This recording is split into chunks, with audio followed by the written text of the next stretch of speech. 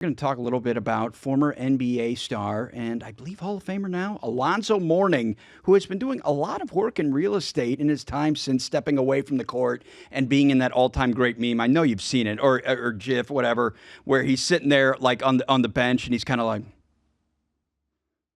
That's what I think about normally when I always see Alonzo Mourning. But actually, we got a little more going on with that this evening. Turns out him and one of his companies have broken ground on an affordable senior housing in Hollywood. Rents start at $713 a month, which is incredible. Cheap. Yeah, oh my God. Yeah. In a city where the average is over $2,100. So, Larry, I will let you take it away. What can you tell us about old Villa Jordana? Villa Jordana, 96-unit project at 826 South Dixie Highway. And Alonzo Mourning is setting this up as a nonprofit. Yeah, what's interesting about this is the scale of the financing. They took a $47 million financing package. Mm-hmm. And part of that had some tax credit equity, actually a big portion of that. Mm-hmm. And then a small loan from, relatively speaking, $640,000 loan from the city of Hollywood. And they're expected to complete this next year, which is pretty quick as well. Older members of the community who are living on a fixed income, they need somewhere to be. They came here to Florida to retire, and so often these stories are about people being pushed out. And it's like Alonzo's like, no, I got you. You come back here. That's a real thing. I mean, that's happening in South Florida, right? It's like unaffordable for older people who are on a fixed income these days. Yeah, and it's crazy. There's a bunch of things we're trying to do to fix that, or the community's trying to do to fix that. This is a helpful approach. We have an intimate knowledge of what's going on here, but there's been a little bit of a change. So Boca's Planning and Zoning Board just approved a scaled-back version of the Royal Palm Plaza Hotel, which you and I were pretty excited about. Yeah. I mean, it looked epic on the first run. I don't know if there's a rendering we could throw up there, but this guy right here, you see. Batman. That's it. Jim Batmasian. We call him Batman. We call him Batman. Yeah. Jim Batmasian. He is one of the largest landowners here in Boca Raton. So developer Jim Batmasian has owned Royal Palm Place since the 1980s. It's a 15.4 acre mixed use property in downtown Boca. We're in that territory right now. This is where we're filming from. That's a lot. It's a lot. Why would you still go? Well, let's talk about this. I mean, how hard was it to park here tonight? I actually had trouble.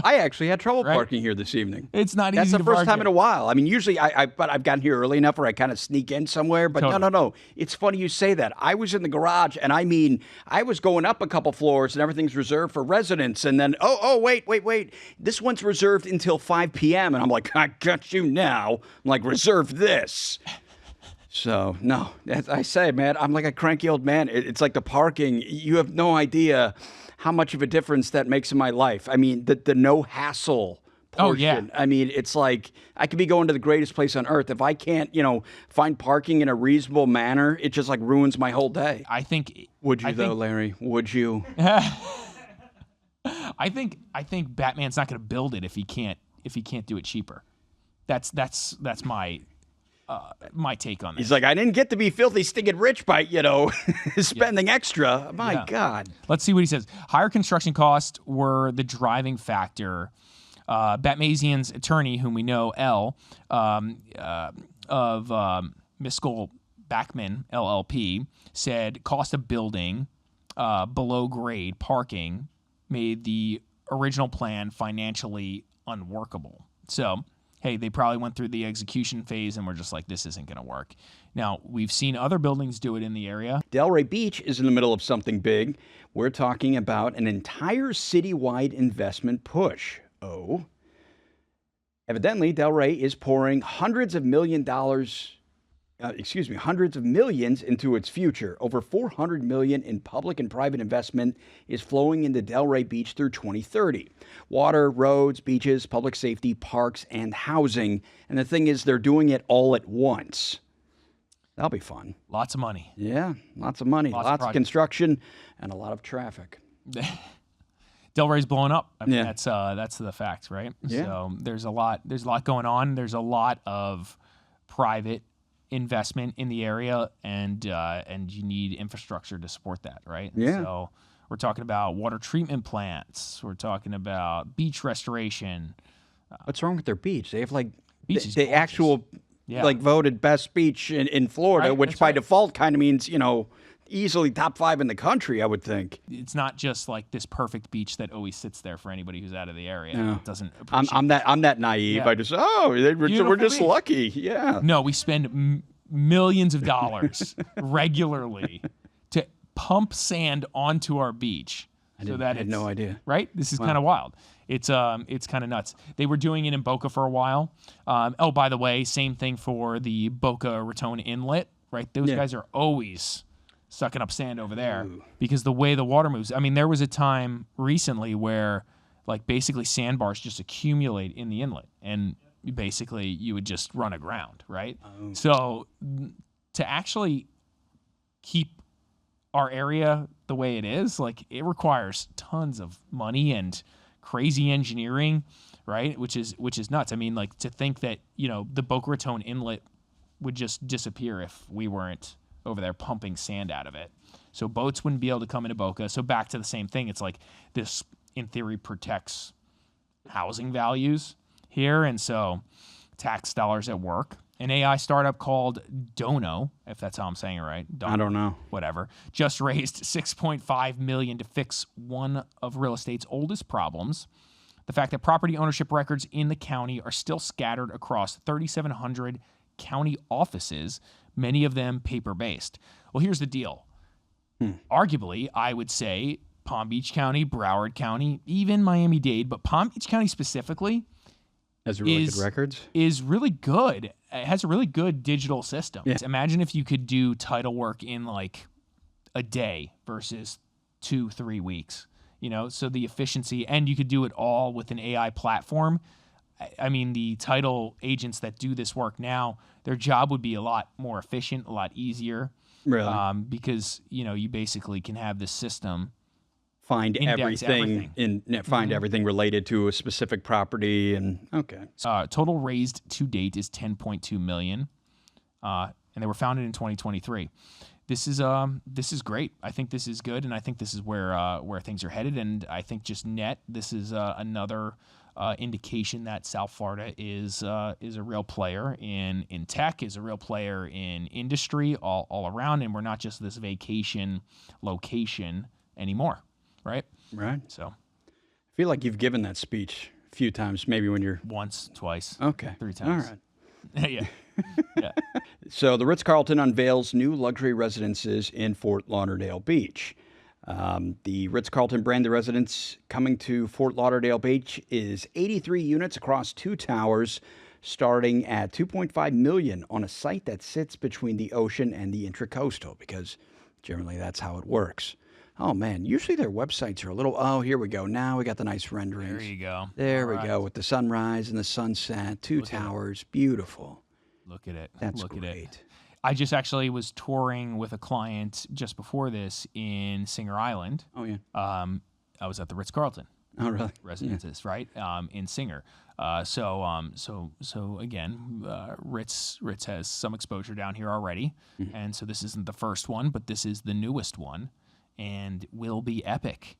It will be epic, and it's in Fort Lauderdale. And actually, if we can show the location, that would be cool. That location isn't on A1A, like in the sense that like you walk outside and there's just like A1A traffic. So in that area, it feels very walkable.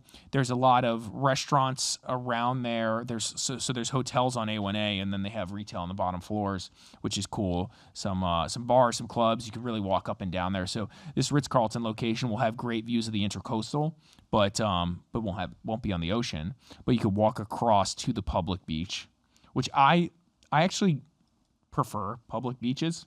Yeah, I mean, over these like boring private beaches. right. It where just no depends. one's I mean, there. you never, yeah. I mean, if Yeah. you feel like sitting by yourself, then yeah, you know, private's great. But if I feel like having human interaction potentially, Yeah.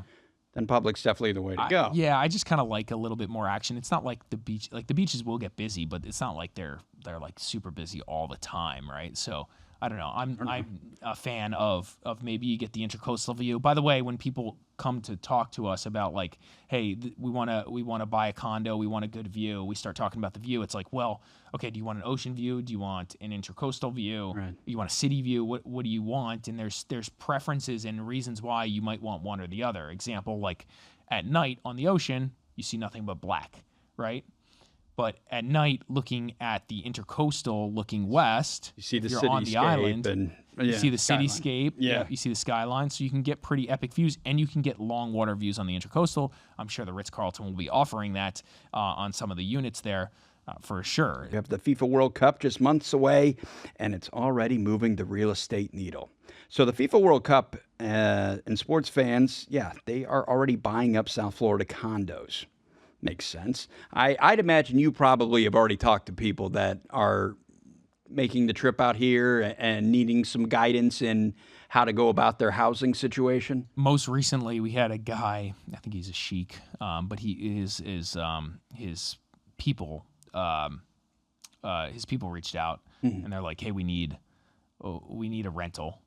And the rental price, I'm like, okay, well, what's the cap? And it was just like, no cap. Just find me the view. It's like, no, that's not an expression. I mean, really, we have no cap on this. No cap on this. That's so funny. I didn't even think I was saying that. Yeah, and so we were just pulling $100,000 a month rentals. And by the way, not easy to find the thing that they wanted. And there was what the hell did they want? There was no price limit. It was just like a certain amount of rooms, a certain size with epic water views, and like the size of home that you might be able to get in other parts of the country isn't always super easy to get here. You know, I think he was looking for 10,000 square feet or more, right? Which is a really big home. Yeah. But again, you would think there might be something out there, and there was almost not to be like directly on the water or, just checking all the boxes, I'd imagine. Yeah, like again, oceanfront, fine. Like would like that. Preference was oceanfront. The like Biscayne Bay views, right, which were epic. But again, some of these homes were like 6, 7, 8,000 square feet. They weren't really perfect for them, right? But what a dump. Lauderdale Beach has quietly become one of the hottest spots for sports-driven real estate plays. NBA player, you probably know this, Kyle Kuzma. Oh, Kuzma, yeah. Yeah, recently signed a contract on a $5.64 million unit at the residence of Shell Bay, and about 50% of the building is under contract with several deals around $12 million, expected to shatter the city's condo sale record. It's wild. Hollandale is just, and this is what happened for us too when we were looking for these rentals, more and more north.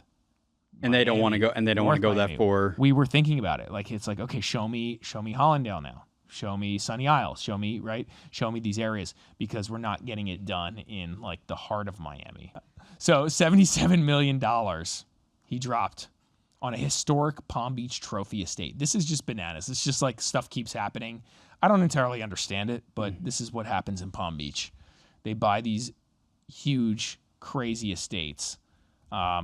So a waste management executive and Trump appointee just paid $76.7 million for Villa Flora, one of the most historically significant estates in Palm Beach. The sellers bought it for $9.6 million in 2001. Holy smokes. That's a nice run. Yeah. That's a nice run. Right? Wow. I'm curious how much investment they've made into it, but interesting. So Anthony and his wife, Linda, purchased Villa Flora at 260 North Ocean Boulevard in an off-market deal recorded February 2nd. The 2-acre oceanfront compound was designed in 1923 by none other than Addison Meisner. Wow. I'm out. I mean, just, Yeah. I mean, the fact that it's like when you can see, when Ben was zoomed out, when you can still see that green space enough, you're like, I can recognize it even without a marker on it. Wow. That's a ton of dirt right Yeah. there on the ocean. That's awesome. Let's see. And it looks, I mean, it's a historical home, so you're not bulldozing this thing.